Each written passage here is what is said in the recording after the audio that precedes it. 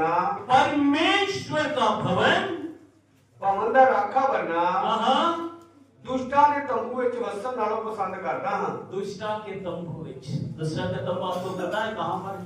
हमारे पाड़े पूछा में दुष्टा का तंबू कहां पर है? जाग के घर में कौन जाकर बैठता है? वहां पर जुए खेलने वाले, शराब पीने वाले, अच्छे भी लोग होते मुझे पता नहीं क्योंकि मैं अभी वहां तक गया नहीं।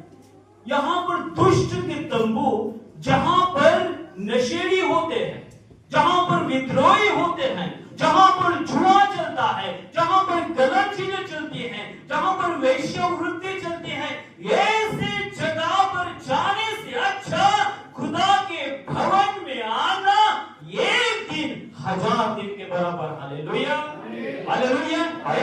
एक और बात पढ़े भैया, क्या लिखा? तेरी दरगाह विच तां एक दिन हजारां दिनां नालों चंगा है, हर एक दिन 1000 दिन से अच्छा है। मैं परमेश्वर के भवन दा, परमेश्वर के भवन चर्च में आने से राखा बनना, दुष्टा के तंबू विच वसन नालों पसंद करता हां। हालेलुया। जहां पर शराब पिया जा रहा है, जहां पर डीजे बज रहा है, जहां पर अन्य समाज या अन्य चीजों को वहां पर हो रहा है, वहां जाने से अच्छा एक दिन खुदा के भवन में आना अच्छा है। और इसलिए मेरे प्रियो, दुनिया में ऐसा कोई भी स्थान नहीं है जहां पर आप अपने कीमती टाइम को इन्वेस्ट कर सकते हैं, वो है परमेश्वर का भवन। हालेलुया। खासकर जवानों के लिए, क्योंकि जवान आजकल बहुत अपना टाइम को वेस्ट कर रहे हैं, चाहे वो मोबाइल हो, चाहे वो फ्रेंड सर्कल हो, चाहे वो टीवी हो। इस प्रकार की बहुत सी ऐसी चीजें हैं जो आपके समय को बर्बाद कर रहे हैं। मेरे प्रियो, खासकर जवान प्रभु के भवन में आए, प्रभु की उपस्थिति में आए, क्योंकि दूसरे जो ठट्ठा करने वाले, जो वेश्यावृत्ति करने वाले, जो नशा करने वाले, जो फालतू में टाइम वेस्ट करने वाले लोगों से बचे रहे, उनसे दूर रहे, ताकि आपका कीमती, क्योंकि एक बार आपकी जवानी चली गई वो दोबारा आपको नहीं मिलेगी। एक बार आपका पढ़ने का समय चला गया, दोबारा आपकी जिंदगी में नहीं आएगा। एक बार आपका कमाने का समय चला गया, दोबारा आपकी जिंदगी में नहीं आएगा। एक बार आपका भविष्य बनाने का समय चला गया, दोबारा आपकी जिंदगी में नहीं आएगा। उसके बाद जिंदगी भर आप पछताते रहोगे, जिंदगी भर उसके बारे में रिग्रेट करते रहोगे, लेकिन क्या फायदा, क्या फायदा हो। बहुत से लोग बोलते पास्टर जी अब तो कहीं बाहर, पहले वाला पास्टर तो उधर जाता था, कमेटी में जाता था, कहीं जाता था। मैं बोलता भाई मेरे पास इतना टाइम नहीं है, मेरा चर्च बहुत बड़ा है, मेरे चर्च के बहुत से लोग हैं जहां पर मुझे जाना पड़ता है। दूसरे बात, मुझे पता है ये समय में मैं पढ़ाई कर सकता हूँ, इस समय में मैं अपने आप के लिए कुछ कर सकता हूँ, चर्च के लिए कुछ कर सकता हूँ। जब 50 साल से ऊपर चला जाऊंगा, मेरे बैठने की कैपेसिटी चली जाएगी, मेरे सोचने की कैपेसिटी चली जाएगी। ये मेरा भी समय है, इस समय में मैं जो करना चाहता हूँ वो कर सकता हूँ। मेरी वाइफ को बोला मैंने बहुत पढ़ाई की, अभी मैं नहीं कर पाऊंगा। मेरी वाइफ ने कहा करना पड़ेगा। अभी मैं पीएचडी कर रहा हूं, मेरी वाइफ मास्टर कर रही है। मेरी भाभी जो हमारे घर में आई थी वो 10वीं फेल थी, अभी सरकारी स्कूल में टीचर है। मेरी वाइफ 10वीं करके आई और मास्टर कर रही है। हमारे भी उतना अच्छा बैकग्राउंड नहीं कि हमारे पास पैसा इसलिए हम पढ़ पा रहे, इसलिए नहीं कि हमारे पास बुद्धि है इसलिए हम पढ़ पा रहे। हमें पता है ये समय चला जाएगा, क्योंकि नेक्स्ट जनरेशन जो आ रहा है वो पढ़ा लिखा है, कोई इंजीनियर रहेगा, कोई डॉक्टर रहेगा, कोई बड़ा बड़ा एडवोकेट रहेगा, उनके सामने खड़ा होकर प्रचार करना है। 10वीं फेल है, 12वीं पास है, उनका प्रचार कौन सुनेगा? क्योंकि नेक्स्ट जनरेशन बहुत इंटेलिजेंट है, एक शब्द बोलने से पहले वो पकड़ लेती है। और इसलिए जितने भी मुझे आज सुन रहे हैं, जवान हो, बुजुर्ग हो, अपने समय का सदुपयोग करो। एक बार समय चला गया, इस दुनिया में सब कुछ आप कमा सकते हैं अगर आपके पास समय है। धन संपत्ति, अच्छा घर, सोना चांदी, सब कुछ आप कर सकते हैं। लेकिन अगर आपके पास समय निकल गया, आप कुछ भी नहीं कर पाओगे और जिंदगी भर रोते रहोगे। अरे मैं बड़ा होता, मेरे पास कार होती, अरे मैं बड़ा होता, मेरे पास घर होता, अगर मैं बड़ा होता, मेरे बच्चे प्राइवेट स्कूल में पढ़ रहे होते, अगर मैं बड़ा होता, कुछ किया होता, मेरी वाइफ को मैं अच्छी साड़ी लेकर दे सकता था, अगर मैं बड़ा होता, मेरी वाइफ के सारी इच्छा को पूरा कर सकता था। अभी मेरे को साड़ी लेना है, मेरी माँ को पूछना पड़े, चप्पल लेना, मेरे पिता से पैसा लेना पड़े, मुझे कहीं जाना है, मेरे पिता से पैसे लेना पड़ेगा। ये सब चीज आपकी जिंदगी में आएगी अगर आप समय का सदुपयोग नहीं किया।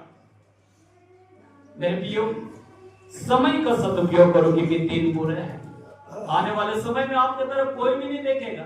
अगर आपके पास पैसे नहीं है ना, आपका फ्रेंड भी आपको छोड़कर चला जाएगा। अगर आपके पास कुछ है नहीं ना, आपके रिश्तेदार भी आपसे नाता तोड़ देंगे। आपके पास जितना है उतने आपकी जिंदगी में लोग घूमेंगे, आपका रिस्पेक्ट करेगा, आपका इज्जत करेगा। मान्यता आपको कुछ भी नहीं है। और इसलिए खुदा ने इतना अच्छा जिंदगी दिया है, खुदा ने इतना अच्छा जीवन दिया है, खुदा ने इतना अच्छा चर्च दिया है, खुदा ने आपने इतना अच्छा बनाया है, उसका सदुपयोग करो क्योंकि आने वाले समय में आप एक राजकुमार की तरह अपना जिंदगी को जी सकते हैं।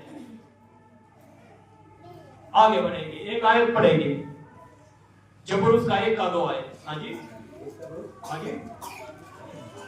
पर वो जो हवा की व्यवस्था विच मगन रहता है, वो यहोवा की व्यवस्था विच मगन रहता है अते दिन रात उसकी व्यवस्था पे ध्यान करता है। दिन रात उसकी व्यवस्था मतलब दिन रात परमेश्वर के ऊपर मनन करता है।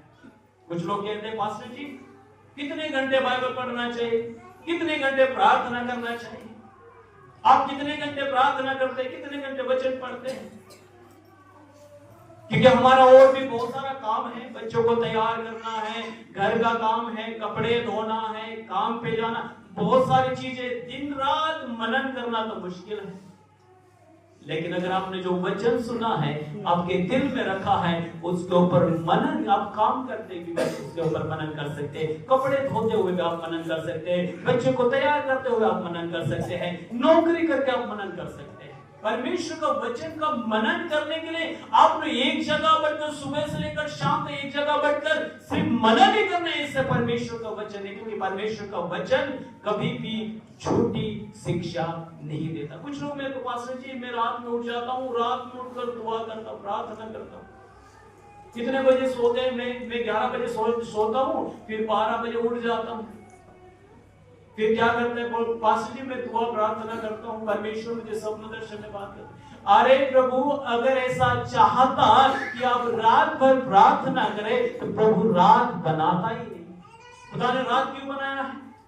ताकि आप रेस्ट करें, दिन भर काम करें, रात में रेस्ट करें। और इसीलिए खुदा ने आपके लिए रात बनाई है।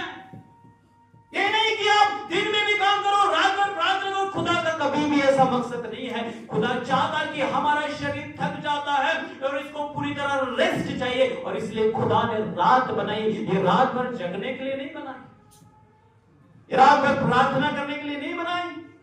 हाँ, अगर आप कर सकते तो करो, लेकिन खुदा का कभी भी ये मकसद नहीं है कि आप दिन भर काम करो और रात भर प्रार्थना करो।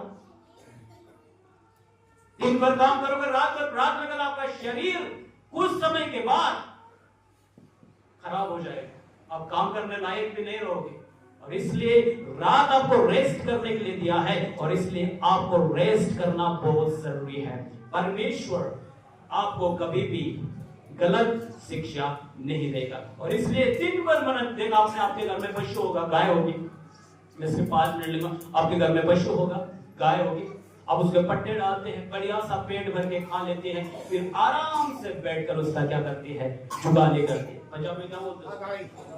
आराम से बैठकर। ऐसे ही वचन आपने यहाँ से सुना, इधर से सुनकर इधर से फेंकना नहीं, इधर से सुनकर इधर लाना है और उसके ऊपर मेडिटेट करना है। समय का बहुमूल्य समझो क्योंकि दिन बुरे हैं। एक लास्ट बात बोलकर फिर मैं बंद करूंगा। हाँ जी, वो सबक बोलते हैं, उसको सबक देशे उसका 9 का 10 आए, फिर हम बंद करेंगे। और भी बहुत सी बातें हैं, आगे हम 9 का 10। हाँ, जेड़ा काम तेरे हाथ लगता है, जेड़ा काम तेरे हाथ लगता है। कुछ लोग मेरे को पास्टर जी सानू काम ही नहीं मिलता बोलते हैं। कुछ लोगों के घर में जाता हूं, उनके पास काम ही मुकता नहीं है। ये क्या चक्कर है? काम करने का मतलब ये नहीं कि आपको नौकरी करना है। हमारे गुजरात में बहुत सारा काम है, पंजाब में सबसे ज्यादा काम, इसलिए बिहार के लोग इधर उधर के लोग आकर इधर काम करते हैं और बहुत पैसा कमाते हैं। लेकिन अपने पंजाब के लोगों, कुछ लोगों के पास बिल्कुल काम नहीं, कुछ लोगों के पास काम मुकता नहीं। हाँ जी, वचन क्या बोलता है? जेड़ा काम तेरे हाथ लगता है, जेड़ा काम, कुछ भी काम अगर तो ये हाथ में लगता है उसको करो, क्या प्रॉब्लम है? सिर्फ नौकरी करना ये जरूरी नहीं है, आपके हाथ में जो भी काम करते हैं आप करो।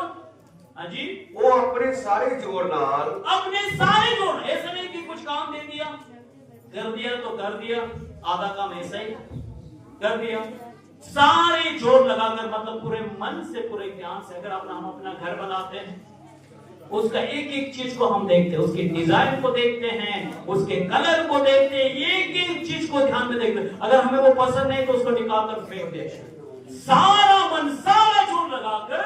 हाँ जी, क्यों जो कतार विच जिथे तू जाता है, जितने तू जाता है उत्थे ना कोई काम, ना कोई ख्याल, ना ज्ञान, ना बुद्ध है। Hallelujah, hallelujah. परमेश्वर का वचन कहता है लाभदायक, मतलब ऐसा काम करो कि चार लोग देखने वाले के हैं कि मुझे भी इसके जैसा काम करना है।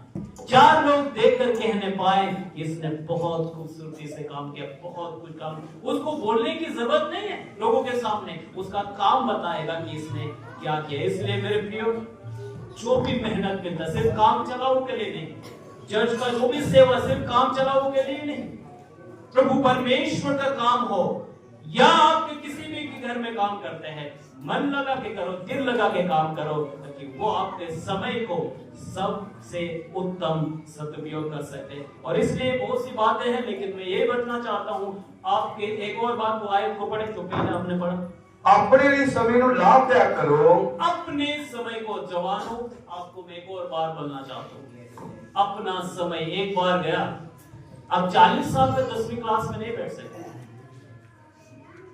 अब 40 साल में +2 करना चाहते हैं, कर सकते, कुछ लोगों ने किया है, लेकिन फिर भी अगर आपके पास समय है, आप इस समय में कर सकते हैं। मैं और ज्यादा नहीं बोलना चाहता हूँ, मैं ये बोलना इस समय का सदुपयोग समझो, क्योंकि नया साल में हम इंटर होने वाले हैं। आज ही डिसीजन ले लो कि जो भी मेरे पास समय है उसको मैं वेस्ट नहीं करूंगा। फ्रेंड के साथ हो, फोन के साथ हो, व्हाट्सएप के साथ हो, इंस्टाग्राम के साथ हो, फेसबुक के साथ हो, और भी बहुत सारी चीजें उनके साथ हो, अपना समय वेस्ट ना करें, ताकि प्रभु आपको बहुत सारा आशीष और बरकत देने पाए। आइए हमारे अपने आप को बंद करें, प्रार्थना करें। परमेश्वर पिता प्रभु यीशु मसीह के नाम से हम आपके